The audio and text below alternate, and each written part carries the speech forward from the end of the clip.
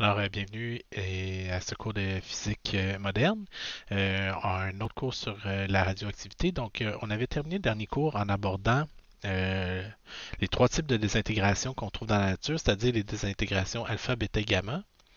On avait étudié certaines propriétés des particules alpha, bêta, gamma. Maintenant, ce qu'on va faire, c'est qu'on va regarder plus en détail comment les désintégrations se produisent. Ok? Donc, on donne comme exemple à la question 6 des intégrations alpha typiques. Donc, on dit, puisqu'une particule alpha est un noyau d'hélium, un atome qui se désintègre en émettant une particule alpha perd deux protons et deux neutrons sous une seule particule. On dit, par exemple, le prométhéum 145 se désintègre en émettant une particule alpha. Rédiger l'équation décrivant cette désintégration. Donc, comment est-ce qu'on peut euh, trouver une équation qui décrit cette désintégration-là? Ben, en fait, c'est qu'ici, on a deux règles de conservation qu'on va devoir respecter toujours. OK? Donc, la première règle, c'est la règle de conservation du nombre de nucléons. OK? Attends, je vais l'écrire ici. Conservation du nombre de nucléons. OK? Donc, autrement dit, on ne peut pas faire apparaître ou disparaître des nucléons. OK? On peut les modifier, mais on ne peut pas les faire disparaître. OK? La deuxième règle qu'on doit respecter, notre règle de conservation, c'est la conservation de la charge électrique. Donc, on ne peut pas faire apparaître ou disparaître des charges électriques. Okay? Donc, c'est les deux règles qu'on va devoir respecter quand on va vouloir traiter des désintégrations. C'est ça qui va nous orienter sur comment on doit faire. Donc, comment est-ce que concrètement on peut faire ça? Donc, on parle de désintégration alpha du prométhéum 145, déjà partant. Donc, ce qu'on va vouloir faire, c'est qu'on va vouloir pardon, c'est rédiger cette équation-là. Donc, on commence avec du prométhéum 145. Donc, moi, je vous suggère toujours d'aller voir, par exemple, dans un tableau périodique. Là, euh, donc, on avait ici, quel est le prométhéum? C'est PM, c'est l'atome numéro 61 qu'on trouve ici. Pardon, prométhium 61. Donc, c'est l'atome numéro 61. Donc, ça nous permet d'aller écrire dans l'atome le nombre de protons ici. OK? Donc, si on se souvient, la ligne du haut me renseigne sur le nombre de nucléons, puis le chiffre du bas me renseigne sur le nombre de protons. Autrement dit, c'est la charge du noyau. OK? Donc, nous, ce qu'on sait, c'est que spontanément, le prométhéum va se désintégrer en émettant une particule alpha. Donc, une particule alpha, c'est une particule, ça donne un noyau inconnu et une particule alpha. Le noyau, la particule alpha, pardon, c'est un noyau d'hélium 4. Donc, on va remplacer le alpha par un noyau d'hélium 4. L'hélium, c'est l'atome numéro 2 dans le tableau périodique. Son noyau contient deux protons. Donc, nous, notre prométhéum 145, OK, se désintègre en quelque chose d'inconnu et un noyau d'hélium 4.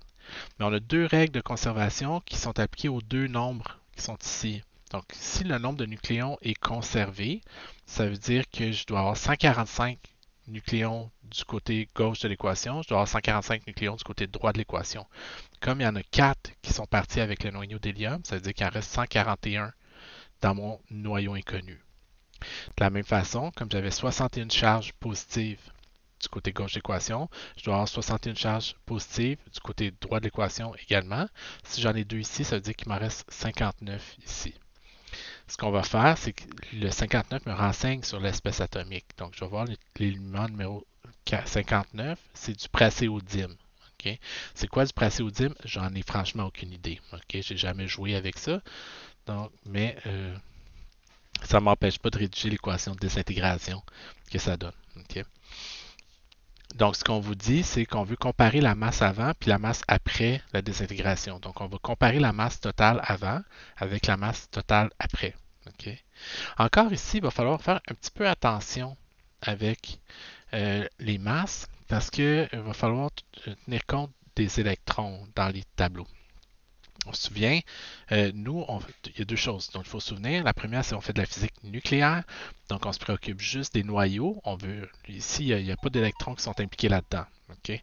La deuxième chose, c'est que les masses affichées dans les tableaux, donc en particulier, je vous remets la liste que je vous avais présentée là, c'est des masses atomiques qui incluent la masse des noyaux. Donc, il va falloir faire attention, on ne se rend même pas. Praséodyme, ici.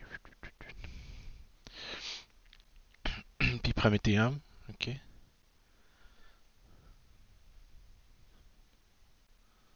OK. Donc,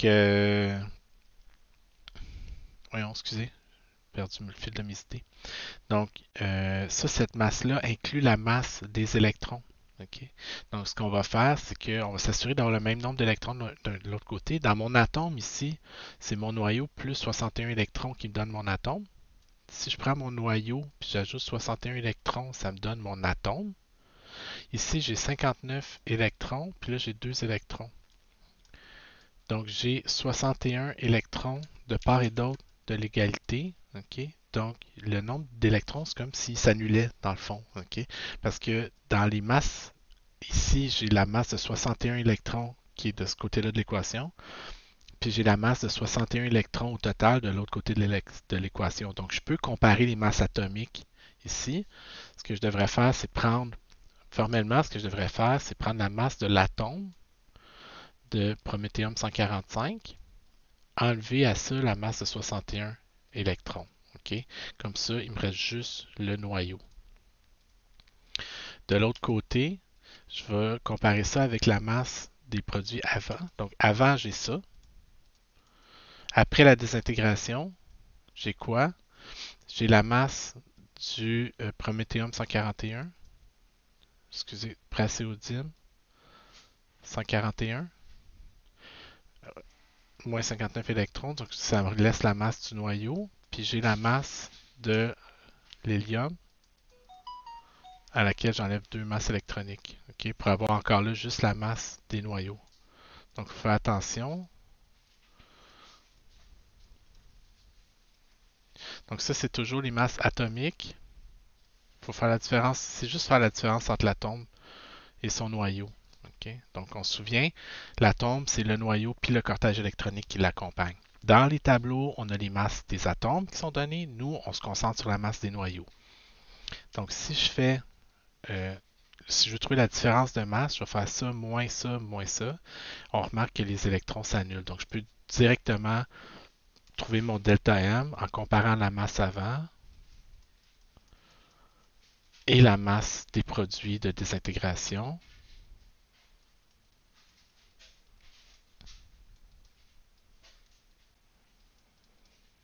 Puis là, j'ai juste à aller fouiller dans des tableaux. Okay? Donc, mon delta M, ça va être quoi? La masse du prométhéum.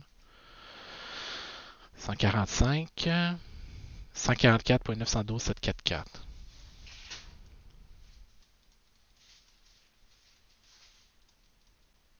Moins le praséodyme qui est 140.907.648.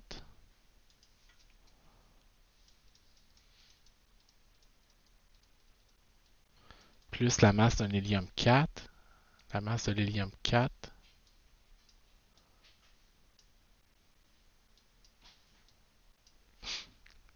La masse de l'hélium 4, 4.002603.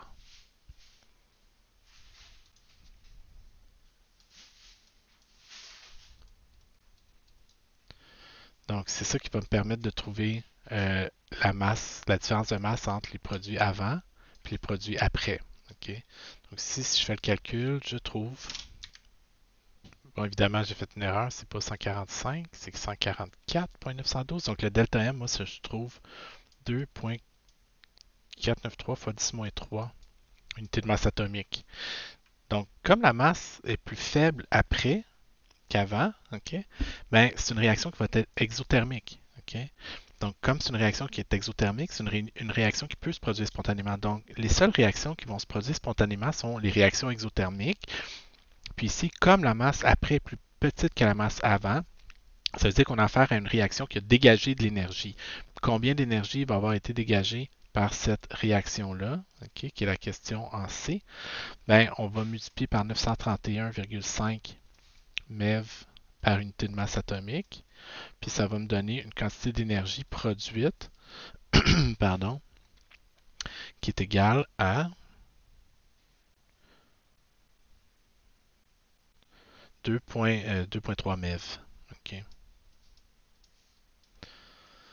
Donc, si on se souvient, le 931 MeV par unité de masse atomique, là, juste pour la petite. Donc, premièrement, l'énergie dégagée, 2,32 MeV. On se souvient, là, le 931 vient de où? C'est E égale MC2. Donc, l'unité ici, mettons, moi, la masse, c'est 2,49 unités de masse atomique. Donc, on transforme, plus je le refais, là, c'est la même chose que j'ai fait dans le dernier cours. 1,66 fois 10-27 kg par unité de masse atomique. Ça, c'est des unités de masse atomique. Donc, ça me donne une masse en kilogrammes fois la vitesse de la lumière. Donc, 3 fois 10 à la 8 mètres par seconde à la 2. OK?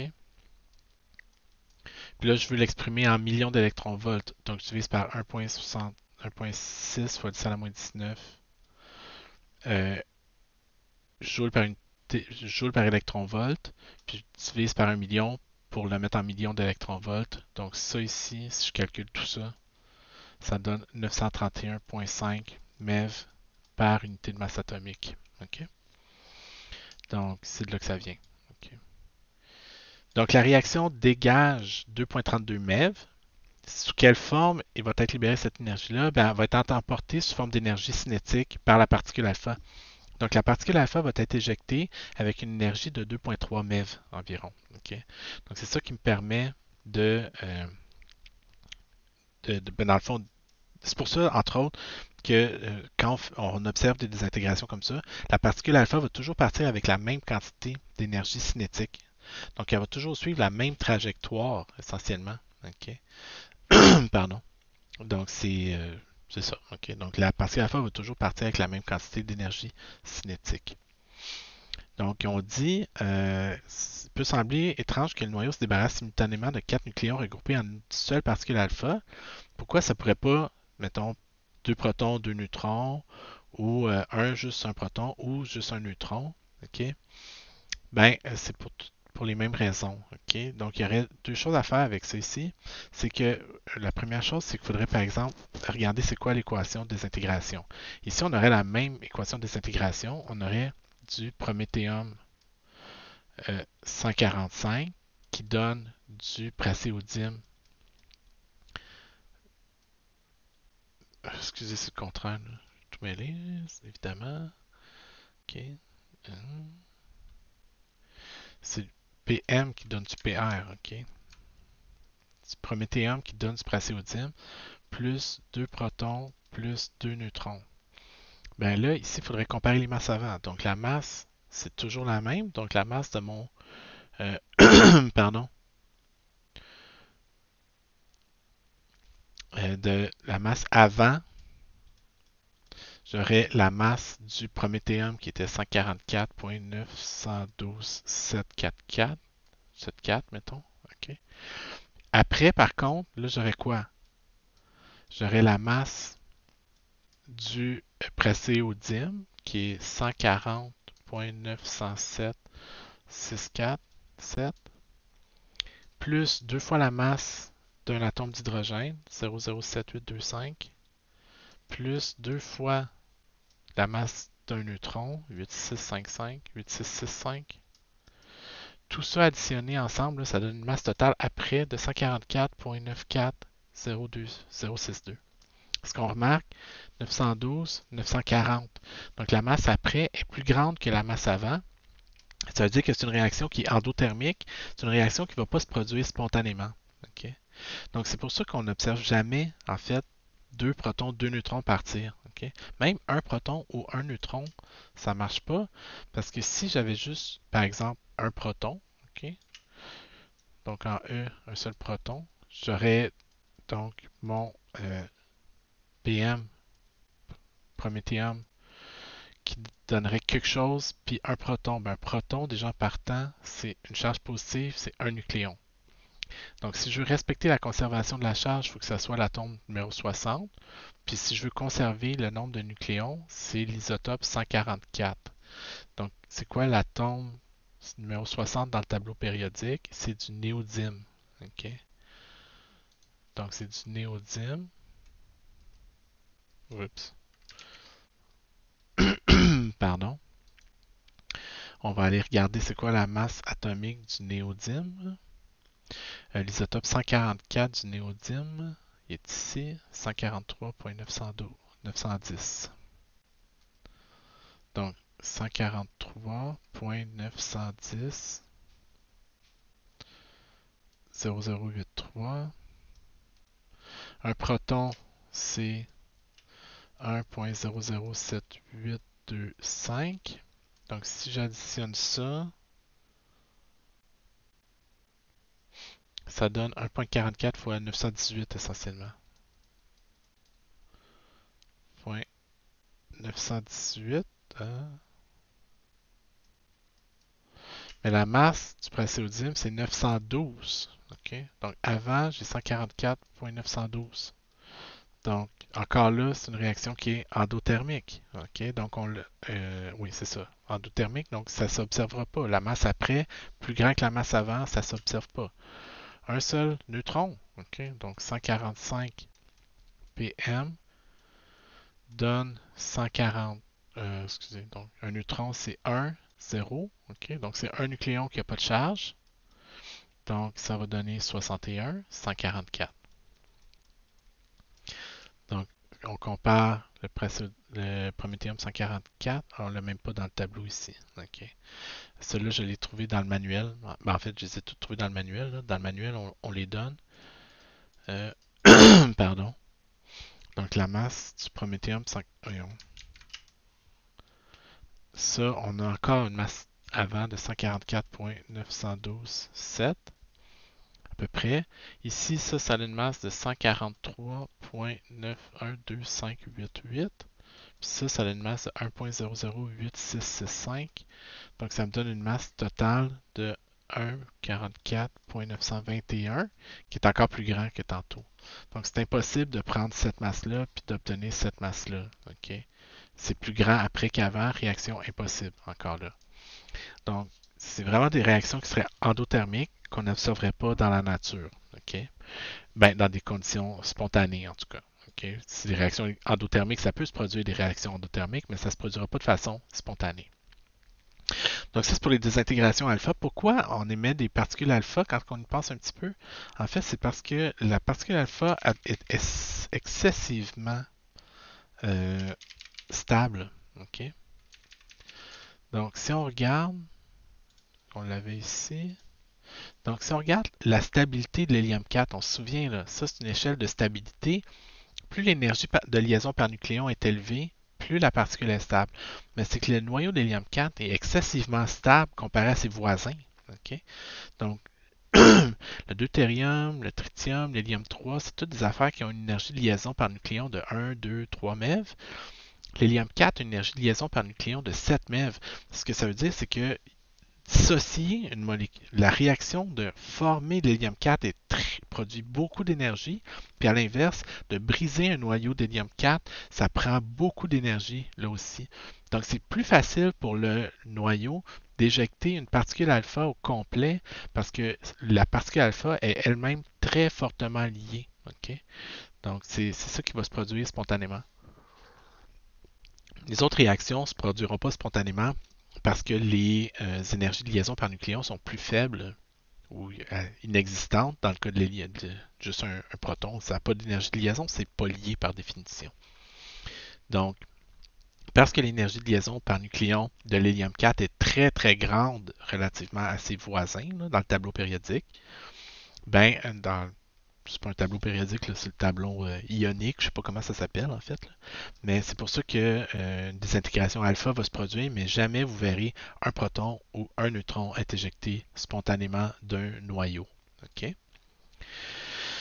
Ça, c'était pour les désintégrations alpha. Les désintégrations bêta maintenant. On dit, dans une désintégration bêta, un neutron se transforme en proton en émettant un électron. Là, vous allez me dire, what? OK? À quoi ça ressemble une désintégration bêta? Premièrement, ben, ça, c'est le premier indice comme quoi, comment un neutron peut se transformer en proton. OK? Ben, c'est parce que les, euh, les protons et les neutrons, comme je vous avais dit, sont composés eux-mêmes de particules plus fondamentales. OK? Donc, c'est quoi une particule fondamentale? Ben, c'est une particule qui est plus fondamentale que la particule de la génération d'avant. Okay, avant, on pensait que les atomes étaient indissociables. Après, on pensait que le noyau était indissociable. On pensait que les protons étaient indissociables. On sait que les protons sont composés de quarks. Okay? Donc, c'est quoi la différence entre un proton et un neutron? Ben, elle n'est pas énorme. Okay? Un proton, un neutron. Les deux sont composés des mêmes sous-particules, si on veut. Okay? Donc, les deux sont composés de quark up et de quark down.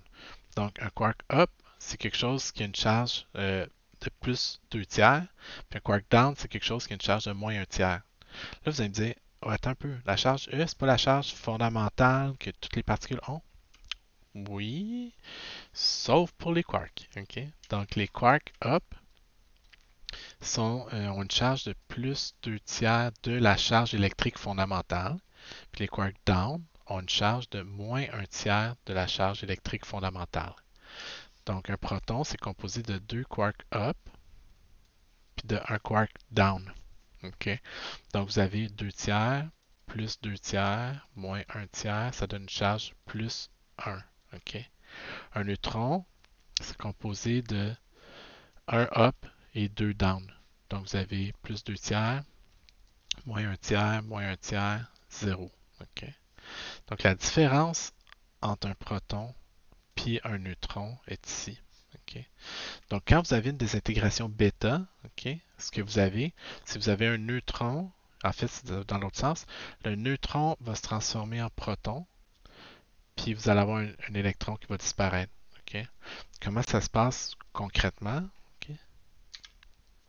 Donc, ce que je montre ici, c'est ce qu'on appelle un diagramme de Feynman. Donc, le neutron est composé de un quark up et deux quarks down. Donc, ça, c'est dans le temps, puis ça, c'est dans l'espace. OK? Donc, ce que vous avez, c'est que vous avez le quark down qui va émettre un boson W, OK? Négatif, ce qui va faire en sorte que le quark down va se transformer en quark up. Le boson W, lui, un petit peu plus tard, va se désintégrer à son tour parce que c'est une particule qui est fondamentalement instable, va donner un électron puis un neutrino électronique. Okay? Là, j'insiste pas sur le fait que la flèche ici a l'air d'aller contre le sens du temps puis que c'est une antiparticule. Ça, c'est un petit peu technique. Vous pouvez aller fouiller si ça vous tente sur la page. Ça, c'est juste la page Wikipédia de désintégration bêta. Okay? Donc, c'est vraiment donc, c'est comme ça qu'on le représente. C'est le boson W ici qui est ici. C'est ce qui transporte l'interaction faible qu'on appelle. Donc, je vous avais parlé un petit peu. Il y a 4 forces fondamentales dans la nature. La force faible est transmise par le boson W. C'est le boson W ici qui lui-même est instable. Donc, il va se désintégrer spontanément pour donner un électron puis un antineutrino. Okay? Mais là, je ne vais pas trop insister sur les détails. C'est juste pour vous donner une idée, dans le fond, c'est quoi la différence entre les deux. Donc, on dit, par exemple, dans le cas du carbone 14, c'est une particule instable qui va spontanément se désintégrer en émettant une particule bêta-. Puis on dit rédiger l'équation qui représente cette désintégration. Donc, en 7A, on dit le carbone 14 se désintègre. Donc, le carbone, c'est l'atome numéro 6 dans le tableau périodique. Il va spontanément donner des bêta-. OK? On sait que les bêta-, c'est des électrons. OK? Un électron, c'est quoi sa charge? C'est -1. Puis c'est quoi son nombre de nucléons? C'est 0. L'électron est chargé négativement, puis l'électron n'est pas un nucléon. Donc, il y a 0 nombre de nucléons. Donc, si je veux respecter la conservation de la charge, 6 charges positives du côté gauche, je dois avoir 6 charges positives du côté droit. Comme j'ai -1 ici, je dois avoir 7 charges positives dans l'autre pour que la somme des deux donne toujours 6. Okay? On conserve le nombre de charges. En haut, on conserve le nombre de nucléons. J'en ai 14 à gauche, j'en ai 0 ici, je dois donc en avoir 14 ici. On va aller fouiller dans le tableau périodique quel est l'atome numéro 7. C'est l'azote. Okay? Donc, ça va donner de l'azote. Donc le carbone se transforme en azote. J'en profite d'ailleurs pour porter à votre attention, je ne l'ai pas fait avant, j'aurais probablement dû le faire. Une des raisons pourquoi la physique nucléaire c'était vraiment weird, particulièrement au début, parce que là ce qu'on dit c'est que du carbone se transforme en azote. Qu'est-ce qu'on savait de la chimie? Okay? La chimie nous disait que c'était impossible de transformer un atome en autre chose. Okay? Que les gens qui prétendaient transformer un atome en d'autres choses, c'était des alchimistes, c'était des fraudeurs. Donc, quand arrivent des physiciens qui disent non, non, des intégrations bêta, ton carbone se transforme en azote, il me semble que c'est évident. Ben, au début, je peux vous garantir que ça passait pas comme une lettre à poste. Là, okay? Ça soulevait beaucoup de questions. Ça allait à l'encontre de ce qu'on connaissait de la science, donc ça n'a pas passé super facilement au début. Okay? Mais peu importe, aujourd'hui on le sait, c'est ça qui se produit. Okay? Donc, comme ça qu'on rédige l'équation.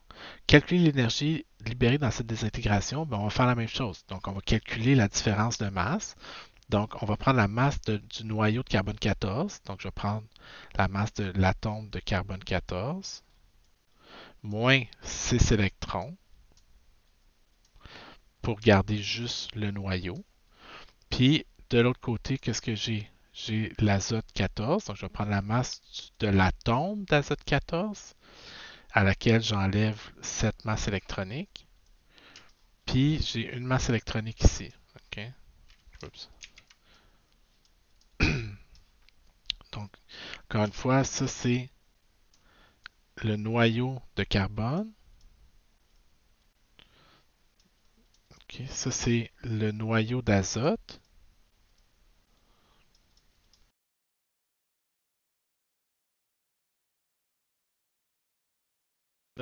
Ça, c'est mon électron tout seul ici. Okay? Donc, ça respecte, c'est vraiment ce que j'ai dans ma réaction, un noyau de carbone qui donne un noyau d'azote plus un électron. Okay? Là, si je remarque, j'ai moins 6 électrons, moins 7 plus 1, moins 6, moins 6, moins 6. Les masses électroniques s'annulent de chaque côté de l'équation. Donc, je peux simplement faire la différence entre la masse d'azote 14 et la masse de carbone 14. Donc, le delta M est égal à la masse du carbone 14. Je vais aller fouiller dans mon tableau. La masse du carbone 14 est de carbone 14, 14.003242.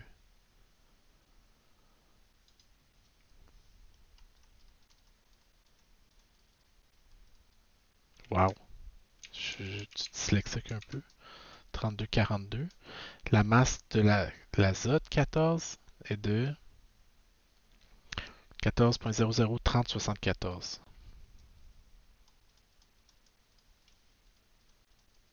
Donc vous remarquez là, il faut quand même garder une certaine précision. Là. Les chiffres significatifs ici, faut pas trop arrondir. Hein? Okay? Donc mon delta M est égal à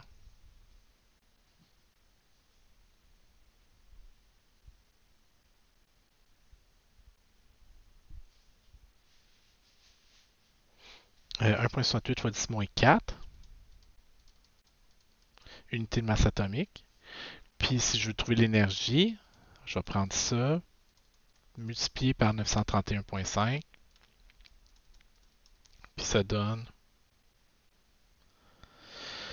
0,156 MeV. Bon, mais parfait. Fait que. On dit calculer l'énergie libérée, 0,156 MeV. On dit quelle énergie maximale peut avoir la particule bêta- suite à cette désintégration. Donc, un peu par analogie, ben, c'est pas juste pour ça, là, mais c'est vraiment ça qui se passe. Cette énergie-là va prendre quelle forme? Ben, cette énergie-là va partir, en bonne partie, être emportée sous forme d'énergie cinétique par l'électron. Mais si vous vous souvenez, on obtenait un spectre continu pour l'énergie des électrons. Okay? Où on avait ça, si vous vous souvenez de cette figure-là ici, okay? On se disait les particules à fond ont toujours la même énergie, donc vont suivre toujours la même trajectoire ici quand ils sont plongés dans un champ magnétique. Mais les électrons ici ne vont pas toujours suivre la même trajectoire. Les électrons plus énergétiques vont être plus difficiles à faire courber. Donc, ils vont être plus énergétiques ou moins énergétiques. Il n'y a pas d'électrons qui transportent 0,156 MeV, puis ils n'ont jamais la même énergie. Donc, il y a toujours une partie de l'énergie qui semble manquer. OK? Ben, pourquoi elle ne possède pas toujours cette énergie-là? C'est parce qu'il y a une partie de l'énergie qui est emportée par le neutrino. OK?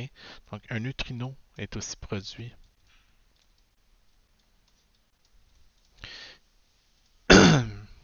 dans ces désintégrations-là. OK? Donc, l'équation complète devrait être carbone 14 donne azote 14 plus électron plus neutrino. OK? Ce qui est un nu. Là, OK? Euh, bon, vous avez peut-être remarqué, euh, ici on utilise un neutrino électronique avec une barre dessus. C'est parce que techniquement c'est un anti-neutrino. Mais là, ça devient un peu technique là, parce que le nombre si le nombre de nucléons est respecté, il y a aussi un autre nombre qui doit être conservé, qui est le nombre de leptons. OK? Donc, les électrons et les neutrinos, c'est des leptons. OK? Donc, évidemment, quand je regarde mon équation, j'ai pas de leptons de ce côté-ci de l'équation. Donc, du côté gauche de l'équation, j'ai pas de leptons.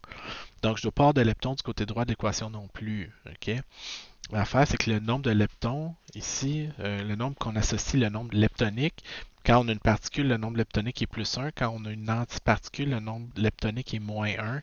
Donc au net, j'ai pas fait apparaître ou disparaître de leptons non plus. OK? Mais c'est pas grave. Là, ça devient vraiment trop technique. Je veux dire, vous pouvez juste mettre neutrino et ça va être correct aussi. OK, là? L'important, c'est de réaliser qu'il y a quand même un neutrino qui est produit dans cette réaction-là. D'ailleurs, ça, c'est quand même assez fascinant parce que c'est. Pardon. Euh, on observait les désintégrations bêta. Les désintégrations bêta, franchement, ont eu un rôle excessivement important à jouer sur le développement de la physique moderne. OK? Puis, le problème qu'on avait, c'est qu'on connaissait la théorie en arrière de ça, on connaissait l'interaction faible, puis, en fait, on connaissait pas l'interaction faible, mais on connaissait la désintégration bêta. Puis quand on a commencé à étudier ça en détail, on a réalisé que, ben, en fait, c'est juste une fraction des désintégrations bêta dans lesquelles l'électron part avec toute l'énergie disponible. La plupart du temps, la grosse plupart du temps, il manque d'énergie en quelque part. Fait il y avait certains physiciens qui s'étaient résignés à dire, ben regardez, tu sais, la conservation de l'énergie, l'affaire qu'on utilise depuis toujours, là, qui marche tout le temps, ben, ça marche tout le temps, sauf dans les désintégrations bêta. OK? Là, évidemment, ça soulève d'autres problèmes. OK? Pourquoi la conservation de l'énergie, ça ne s'appliquerait pas dans les désintégrations bêta? Donc, là, il y a des physiciens qui ont commencé un peu à se poser des questions. Puis, il y a eu Wolfgang Pauli, en 1930, qui est allé suggérer que, dans le fond, il dit, pourquoi est-ce que l'énergie qui manque, on serait juste pas capable de la détecter? OK? Donc, il est allé suggérer que dans ces réactions bêta-là, il y avait une partie de l'énergie qui était emportée par une particule qu'on était incapable de détecter. On savait qu'elle était neutre parce que la conservation de la charge était respectée dans les désintégrations bêta.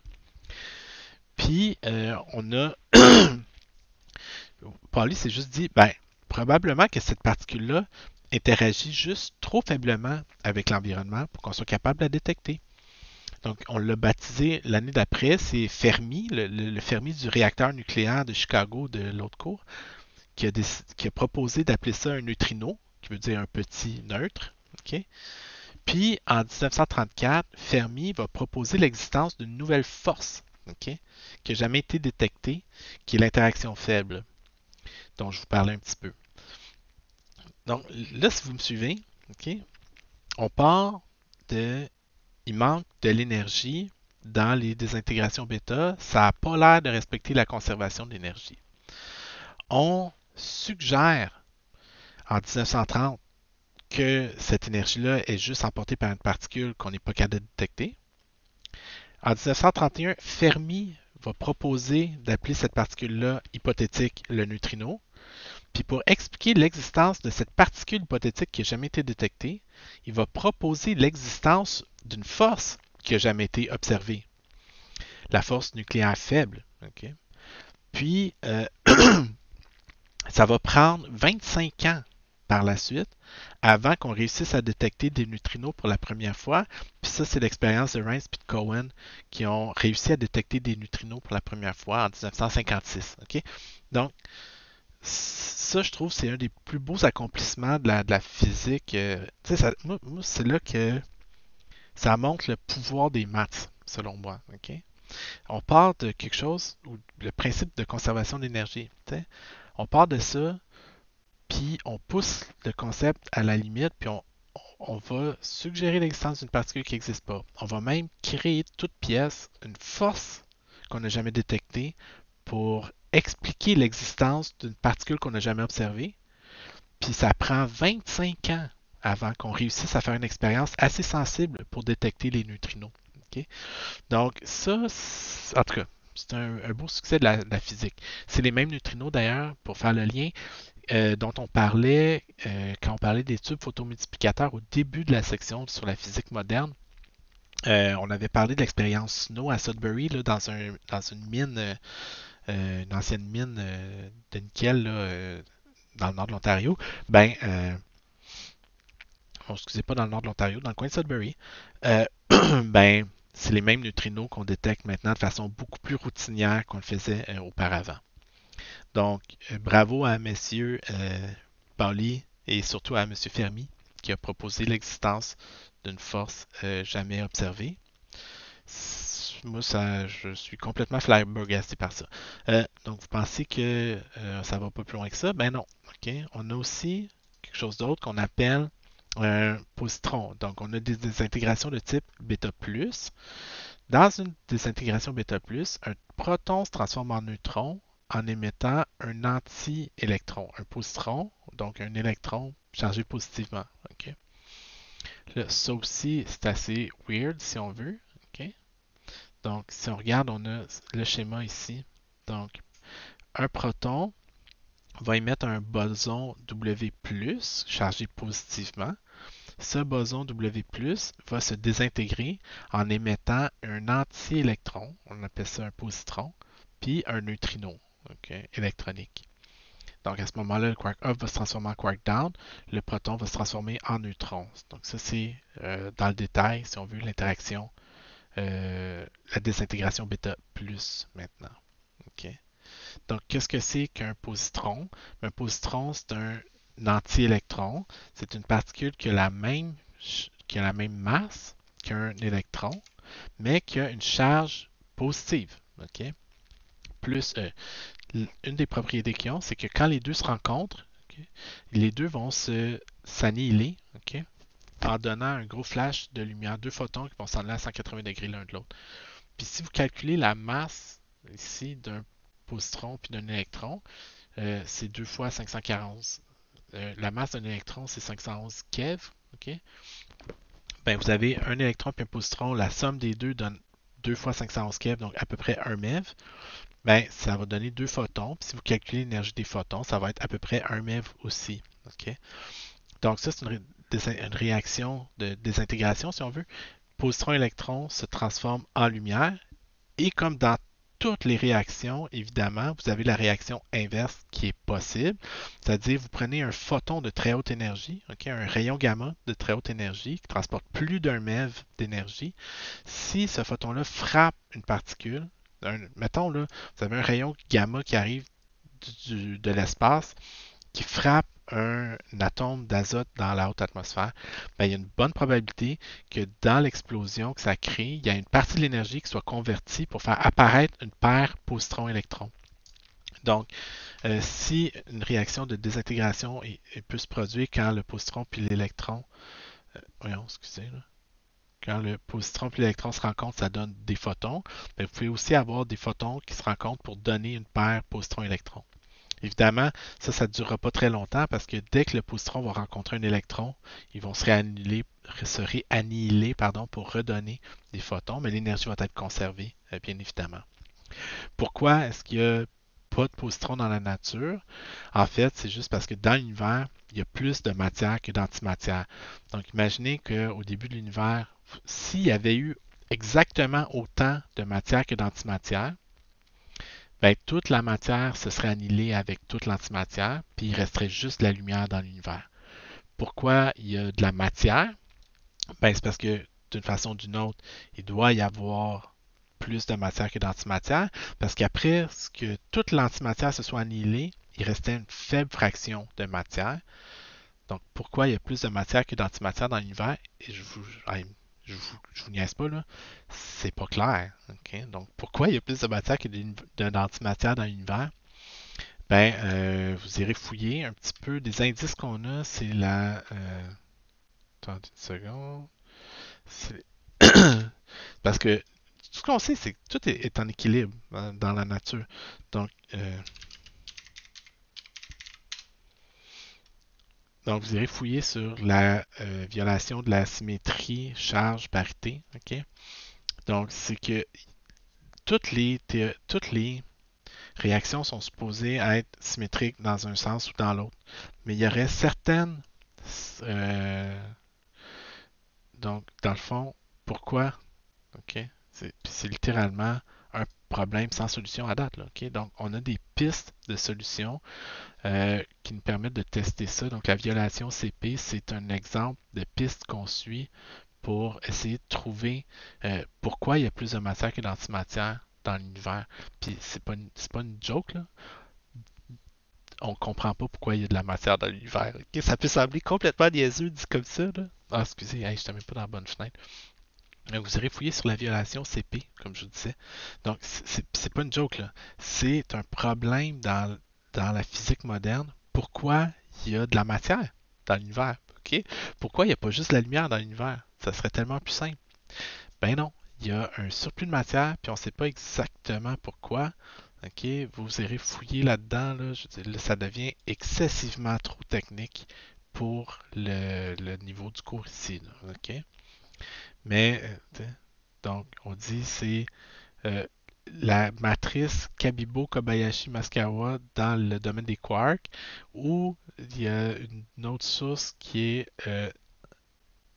bon, l'absence de moment électrique dipolaire dans les neutrons. Et aussi, dans le secteur des leptons, la matrice de Pontecorvo, Maki, Nakagawa, Sakata. Donc, écoutez, là, ça c'est. On est un peu technique ici. Là. Ils font des expériences sur les neutrinos. Kamiokande, c'est un gros détecteur de neutrinos. Dune, c'est pas juste le film de, de Villeneuve qui sort, là, de Denis Villeneuve, que j'ai hâte de voir d'ailleurs. Mais c'est une expérience, un détecteur de neutrinos dans le coin du Fermilab, qui est le gros laboratoire de recherche nucléaire, un des gros laboratoires de recherche nucléaire aux États-Unis. Okay. Le Fermilab, ça vient de où? De Fermi, évidemment. Okay. Donc tout ça, c'est relié. Bref, il y a plus de matière que d'antimatière dans l'univers et on ne sait pas pourquoi. Okay? Moi, ça me reste encore là complètement fascinant tout ça. Okay, pardon.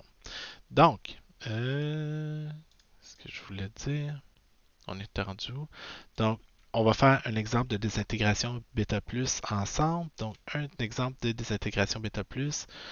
Dans une désintégration bêta plus, un proton se transforme en neutron en émettant un positron. Quelle substance se transforme en fer 55 en émettant des positrons?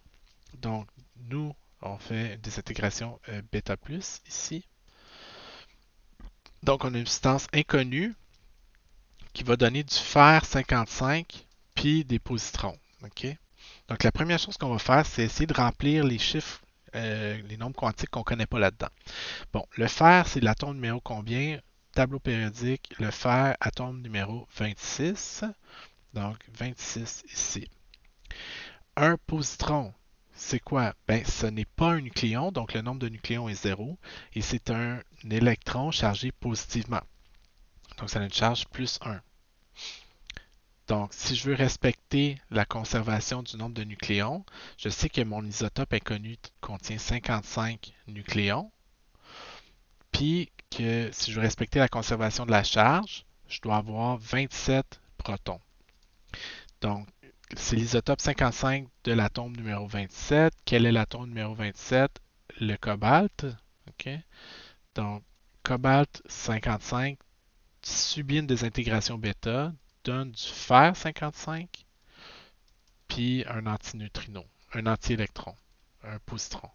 Évidemment, il y a aussi un neutrino qui est impliqué dans cette réaction-là. Donc, je vous invite à prendre l'habitude de marquer le petit neutrino qui est impliqué dans la réaction β-.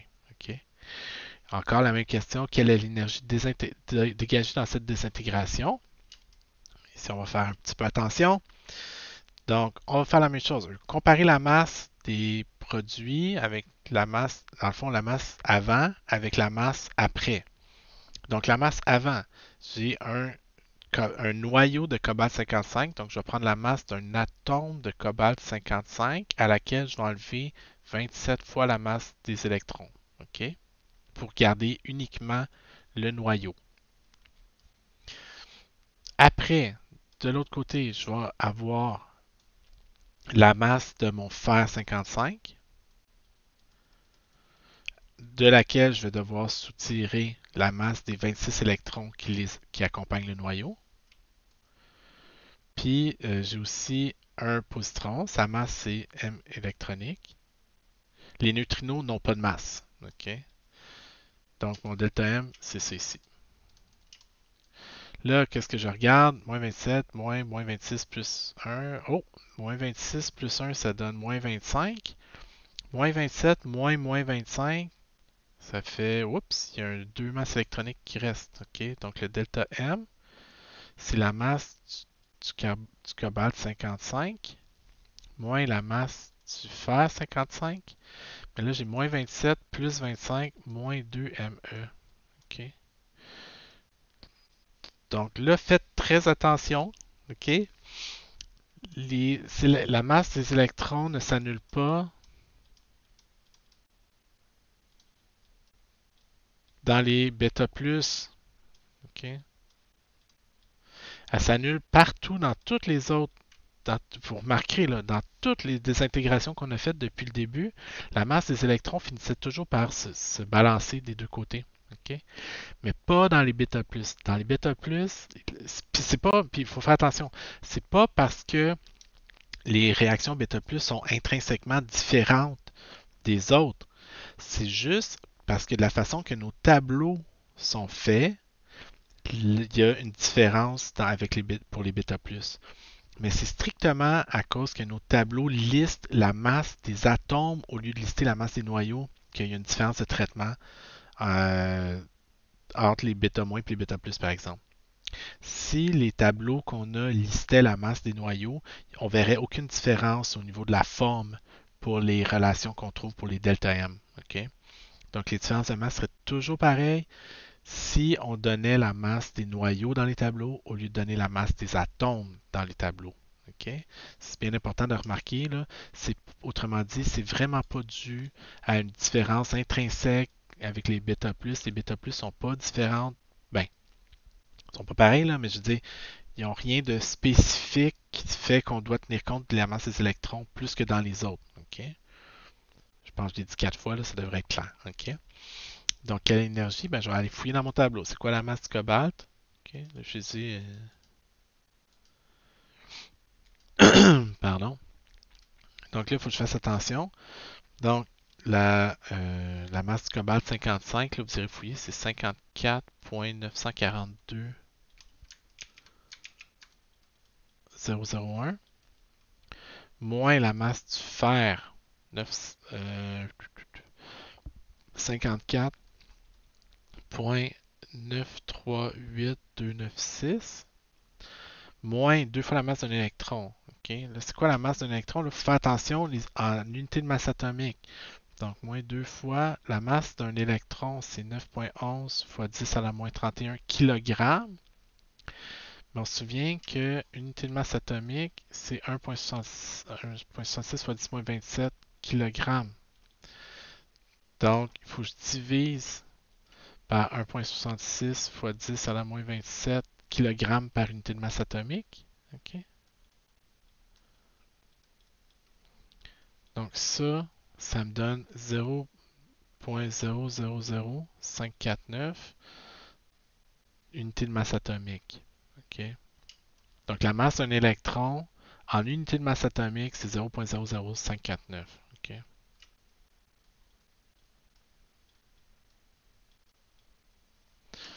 Donc, si je regarde mon delta M, 54.942 moins 54.938 moins 2 fois 0,00, blablabla, ça donne un delta M de...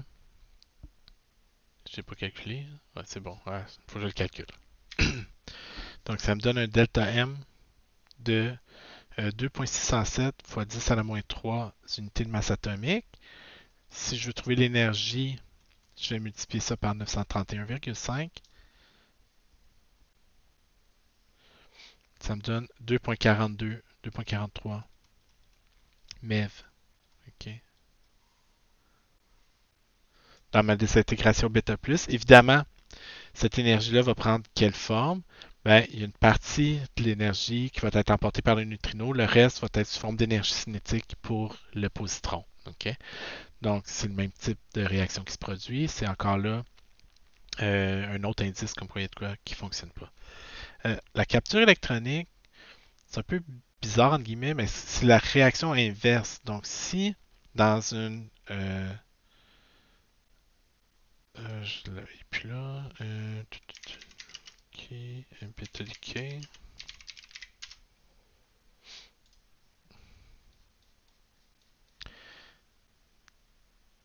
Donc, la capture électronique, c'est imaginer une réaction bêta dans l'autre sens. C'est un peu bizarre, là. Mais c'est si on au lieu de s'en aller comme ça, donc le proton émet un W qui donne un positron puis un neutrino. Une capture électronique, en fait, ça serait celle-là, OK? Donc, le neutron se transforme en proton puis en électron. Une réaction bêta, une capture électronique, c'est le proton qui absorbe un électron pour donner un neutron. Donc, c'est la réaction, imaginez qu'on renverse la flèche du temps. Donc, la désintégration bêta, c'est quand on part d'un neutron puis qu'on s'en va vers proton-électron. La réaction de capture électronique, c'est quand vous partez de proton plus électron, puis vous allez dans l'autre sens. La réaction inverse à la désintégration bêta. OK? Donc, le proton va se transformer en neutron. L'électron va se combiner avec un neutrino pour donner un W. Le W va frapper un proton qui va donner un neutron. OK? Donc, c'est quand même pas un processus simple là, qui se produit rarement. OK? Mais c'est un processus qui a des importances très grandes en, euh, en, en astrophysique au moment où les étoiles deviennent des supernovas. euh, c'est ça qui va se produire. Là, souvent, vous allez avoir des étoiles à neutrons qui vont être formées. Comment? Ben, imaginez que vous avez une étoile dans laquelle il y a essentiellement autant de protons que d'électrons, parce que globalement, l'étoile est à peu près neutre.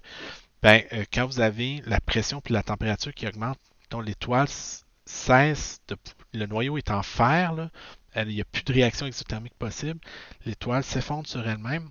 Les électrons vont se trouver à se combiner. Il y a un gros flux de neutrinos. Les électrons vont se combiner avec les protons pour produire des neutrons. Okay? Donc là, on est rendu. Alors, on va avoir quoi? En bout de ligne, on va n'avoir des, euh, que des neutrons dans l'étoile. Puis ça va donner des, euh, des, des, des boules de neutrons. Donc littéralement une étoile à neutrons qui va apparaître. Okay? Pardon. Donc c'est ça. Donc les captures électroniques, c'est un type de désintégration bêta un peu, là, si on veut, mais c'est parce que juste ça fait appel à la même réaction. On dit le potassium 40 se désintègre par capture électronique. En quoi se transforme-t-il? Donc on dit prenez du potassium 40, ajoutez-y capturez un électron. Okay? Donc l'électron, c'est 0 nucléon, moins 1 charge électronique, moins une charge électrique. Donc ça donne isotope 40 de l'atome numéro 18. Donc c'est quoi l'atome numéro 18? C'est de l'argon, si je me souviens bien. Ouais, c'est ça, c'est de l'argon. OK. Évidemment, il y a un neutrino impliqué. C'est pas grave ici. Là, le neutrino, techniquement, c'est un antineutrino, puis il est de l'autre côté de la réaction, mais c'est pas grave. OK? Juste de garder à l'esprit que dans les désintégrations bêta ou les réactions bêta, il y a des neutrinos qui sont impliqués, puis je vais être bien content si vous retenez ça. OK? Donc, on a fait les désintégrations alpha, on a fait les désintégrations bêta plus, bêta moins, capture électronique. Il reste les désintégrations gamma. OK? Donc souvent, en fait, les désintégrations gamma, ça se produit suite à une première désintégration. Donc on donne comme un exemple suivant, on dit suite à une désintégration alpha ou bêta, ça se peut que le noyau se retrouve dans un état d'énergie excitée, alors que sa masse va être un petit peu plus grande qu'à la normale. Autrement dit, vous subissez une désintégration alpha ou bêta, mais la particule alpha ou bêta n'a pas pris nécessairement toute l'énergie disponible. Votre noyau est en situation de surplus d'énergie. Après un certain temps, on dit généralement très court, là, ok, il va se désexciter en émettant un photon gamma. Okay? Donc, vous avez par exemple un césium 137 qui subit une désintégration bêta, qui donne du barium 137 étoile là, qui est dans un état excité. Okay? Aussi un neutrino qui est accompagné. Le barium excité, lui, évidemment, veut retrouver son état d'énergie minimale, donc va se débarrasser de son surplus d'énergie en émettant un photon gamma. Okay? Donc, on donne comme exemple l'azote 12 se transforme en carbone 12 dans un état excité. Celui-ci émet alors un photon gamma de 4,43 MeV en se désexcitant. Quelle est la masse de l'atome de carbone 12 étoile? Okay. Donc, mon carbone 12 étoile. Donc, mon carbone 12 étoile, pardon, donne un carbone 12 normal plus un photon. Okay. Nous, on dit le photon transporte 4,43 MeV. Okay. Donc, 4,43 MeV, ça correspond à une masse de combien? Okay. Donc, nous, on va prendre le 4,43 MeV puis on va diviser par 931,5 MeV par unité de masse atomique. Ça correspond à une masse de... je l'ai un peu trop paresseux. 4,76 fois 10-3 unités de masse atomique. Là, il faut faire attention. Okay? Ça ne veut pas dire que c'est la masse du photon. Okay? On se souvient, les photons n'ont pas de masse. Okay? Les photons n'ont jamais de masse. C'est des particules qui n'ont aucune inertie. Okay? Mais ce que ça veut dire, par contre, c'est que si c'est débarrassé de 4,43 MeV, ça veut dire qu'il pesait 4,43 MeV de plus. Okay? Donc, la masse du carbone 12 étoiles, ça va être la masse du carbone 12 régulier plus mon 4,76 fois 10-3 unités de masse atomique. Donc, comme par définition, la masse du carbone 12, c'est 12. Okay? Vous pourriez mettre autant de zéros que vous voulez. Okay? C'est la définition de l'unité de masse atomique. Donc la masse carbone 12 étoiles, c'est 12,00476 unités de masse atomique. Pardon.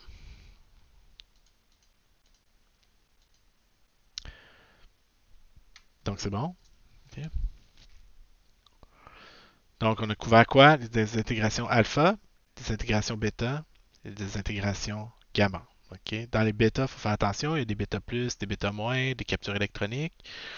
Puis l'autre chose à laquelle il faut faire très attention, c'est quand on considère les différences de masse, on compare les masses des noyaux, puis dans les tables, on trouve les masses des atomes. Il faut faire attention pour pas, faut faire attention à la masse des électrons.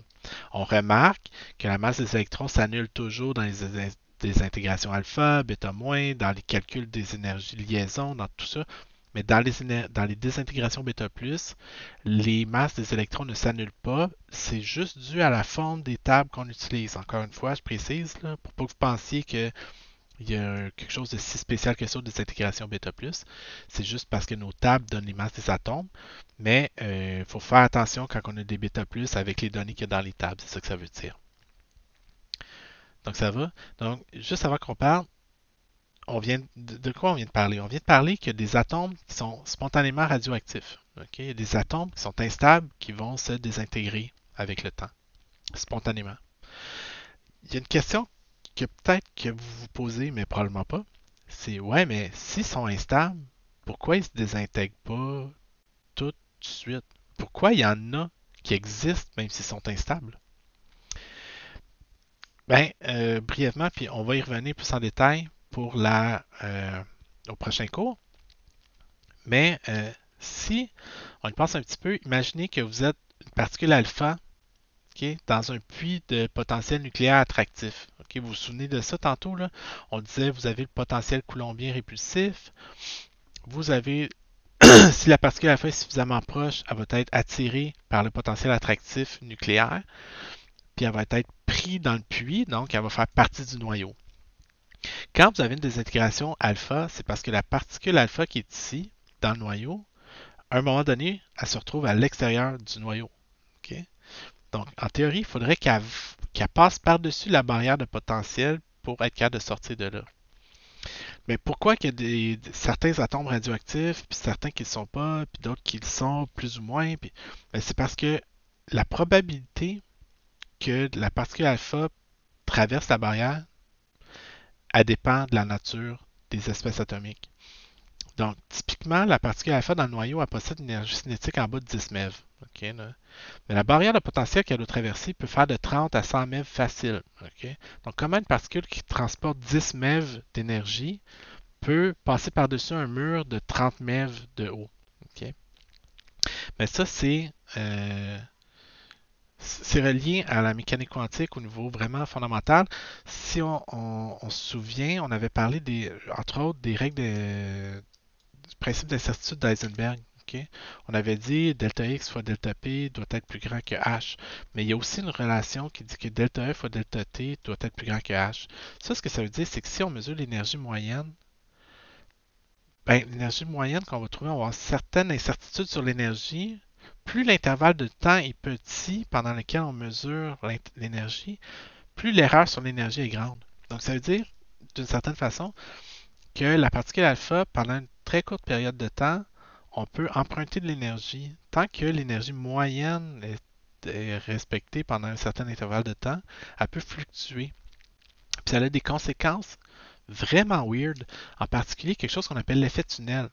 C'est aussi relié au principe d'incertitude, c'est que si on étudiait comme il faut les fonctions d'onde, puis ça j'en ai pas parlé du tout, mais la probabilité de présence d'une particule, euh, la mécanique quantique me dirait que, attendez une seconde, donc la mécanique quantique me dirait que si je voulais tracer, euh, c'est la mécanique ondulatoire qu'on appelle la mécanique quantique, ok? Donc imaginez que vous avez ah là, ça va être trop compliqué. Mais bref, ce que ça veut dire, c'est que la probabilité de trouver la particule dans le puits est très grande. Là, ok? Mais il y a une probabilité faible, mais non nulle, de trouver la particule à l'extérieur du puits de potentiel. Donc c'est comme si une seconde, la particule est là, la seconde d'après, la particule est détectée à l'extérieur. Par où qu'elle est passée? On ne le sait pas. On ne l'a pas vu sortir. Qu'est-ce qu'on sait? Qu'à un instant, elle était à l'intérieur, qu'un instant plus tard, elle est rendue à l'extérieur. Comment c'est possible? Ben, c'est une des propriétés de la mécanique quantique. Comme elle ne fait qu'attribuer des probabilités de présence aux particules, ben, elle attribue une certaine probabilité que la particule sorte du puits de potentiel. Cette probabilité-là dépend du profil exact de la barrière, donc ça dépend de la nature des atomes. Donc, tous les atomes n'ont pas la même probabilité que l'effet tunnel se produise. Donc, évidemment, les désintégrations ne se produiront pas au même rythme pour tous les noyaux. Donc, si la probabilité que l'effet tunnel se produise est élevée, bien, les atomes vont se désintégrer rapidement. Si la probabilité que l'effet tunnel se produise est faible, les atomes vont se désintégrer lentement. Donc, on arrive naturellement à expliquer pourquoi tous les atomes, toutes les espèces atomiques n'ont pas toutes le même rythme de désintégration alpha, bêta ou gamma. Okay? Mais ça, on va garder ça pour le prochain cours qui va être vraiment l'activité, donc le taux de radioactivité, puis la demi-vie d'une substance radioactive. Donc, à suivre.